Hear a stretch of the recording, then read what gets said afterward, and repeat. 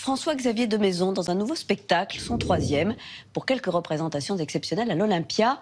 Le comédien et humoriste campe une série de personnages pour nous raconter à sa façon 10 années de rire. Celui qui dirige désormais le Théâtre de l'Œuvre, à Paris, a confié à Alexandra Rouault ce qui le faisait rire. Rendez-vous chez François-Xavier de Maison. On s'est installé dans son salon. Je suis ravi, j'adore cette émission. Eh bien, chez vous, il y a une bibliothèque derrière vous? Oui, alors c'est un mélange de théâtre et de livres sur le vin.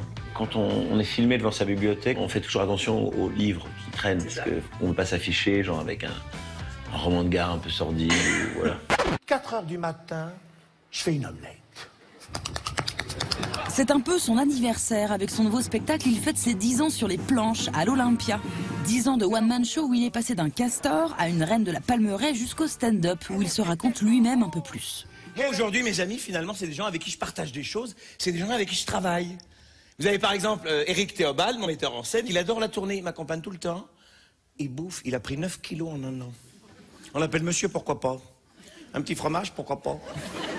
Un petit dessert, pourquoi pas?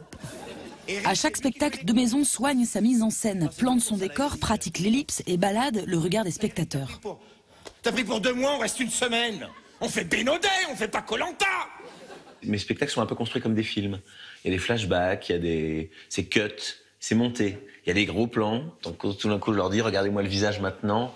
Il y a effectivement des plans larges, il y a des musiques. C'est un peu construit comme des films. 30 packs de bière, 18 caisses de vin, 8 litres d'eau. Il y a vachement trop d'eau. C'est le personnage qui décide d'exister à travers ce corps, à travers cette peau. J'ai beaucoup de peau. Oui. Et puis, que c'est ses 10 ans, on a voulu savoir quel enfant il était à 10 ans. Et on démarre avec sa première fois sur les planches. La première fois que je suis monté sur scène, j'étais très jeune.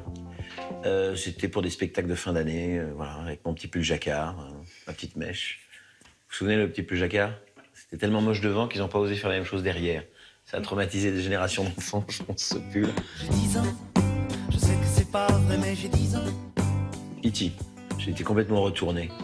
Ça a changé ma vie, voilà. Les Goonies, Retour vers le futur, La folle journée de Ferris Bueller, enfin tous ces films, je les ai regardés en boucle, quoi. Je voulais que ça m'arrive à moi, voilà.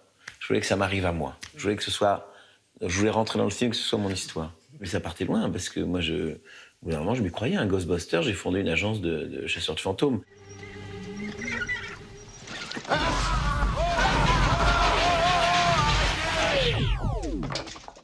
Comme j'avais très très peur, c'est le jour que c'est bien les agences de fantômes. Dès que la nuit arrivait, qu'il fallait aller dans la forêt les chasser, moi j'assumais pas du tout.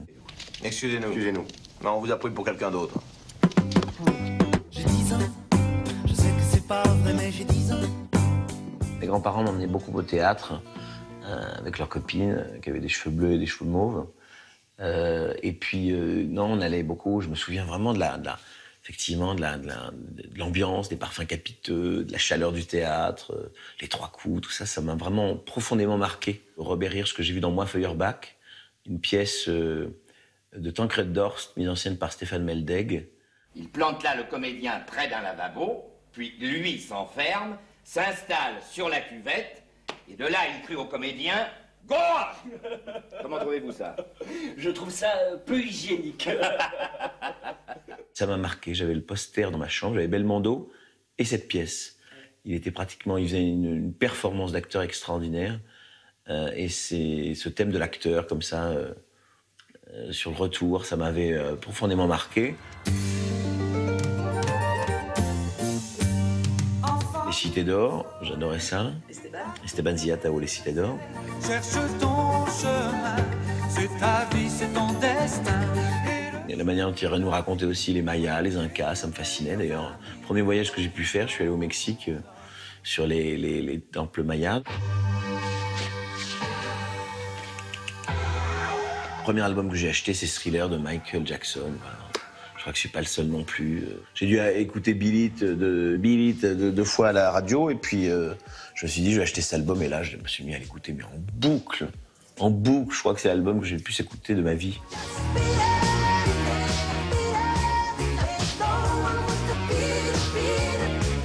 Et pour finir, il était comment, le petit François-Xavier, quand il avait 10 ans? Il avait des rêves, ce petit garçon. Il voulait qu'on le regarde, sans doute. C'était peut-être un peu pathologique, pas faire ma psychanalyse, mais effectivement, j'ai beaucoup de chance de pouvoir réaliser les rêves de ce gamin de 10 ans avec son petit pull jacquard. J'ai 10 ans.